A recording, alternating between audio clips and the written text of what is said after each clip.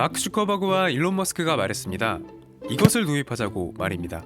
핀란드에선 얼마 전부터 이것을 실험하고 있고 스위스에선 이것에 찬반을 묻는 국민투표를 하기도 했습니다. 이것은 사회가 모두에게 사는 데 필요한 최소한의 소득을 보장하자는 기본소득이라는 제도입니다. 왜 이렇게 많은 사람들이 기본소득을 이야기하는 걸까요? 바로 불평등은 갈수록 심해지는데 이를 보완할 복지 시스템은 한계에 도달했기 때문입니다. 1965년에만 해도 소득 상위 10% 안에 드는 사람들이 전체 국민 소득의 5분의 1 정도를 벌어갔습니다.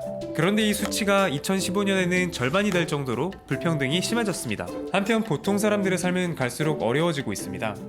질 좋은 일자리는 점점 사라지고 전체 노동자의 3분의 1이 비정규직이 돼버렸습니다. 앞으로는 더 많은 일자리를 기계가 대체할 겁니다.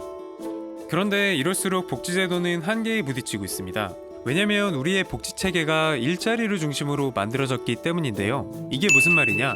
사람들은 일자리를 통해 생계를 유지하고 국가는 일자리가 없는 사람들을 주로 도와줍니다. 일자리를 가질 수 있도록 아니면 일할 수 없게 된 사람들의 생계를 도와주는 거죠. 일할 수 있는 사람들은 대부분 직장에 들어가 사회보험에 가입합니다. 이들은 일을 해서 번 돈으로 살아가고 일할 수 없게 됐을 땐 자기가 낸 보험의 혜택을 보는 거죠. 여기엔 중요한 전제가 하나 있습니다. 바로 좋은 일자리가 충분해야 한다는 건데요.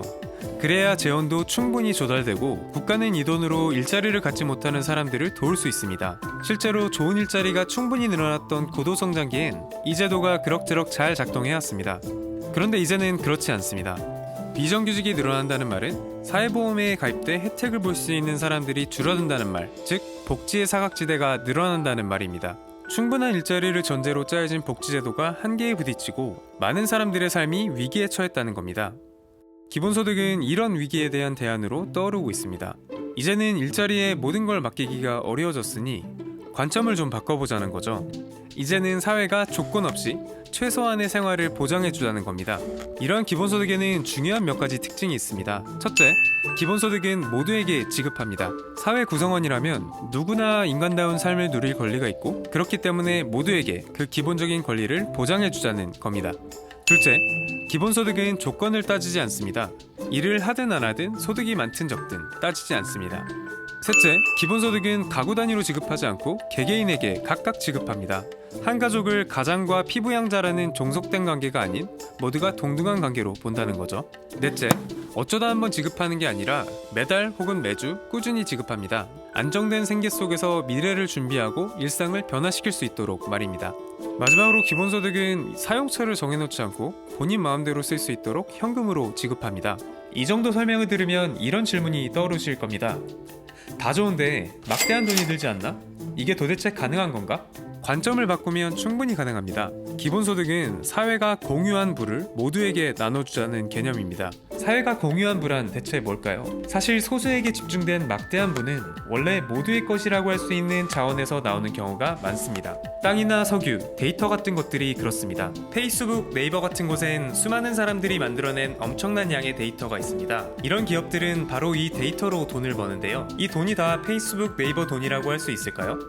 데이터가 모일 수 있는 판을 마련하고 데이터를 가공하는 이 기업들의 기여는 물론 있지만 직접 데이터를 생산하는 우리에겐 이런 부를 공유할 권한이 없을까요? 이런 이유로 미국의 한 언론은 페이스북이 기본소득을 지급하라고 말하기도 했습니다. 실제 미국의 알래스카에서는 이런 일을 하고 있습니다. 알래스카는 석유로 많은 돈을 버는데요.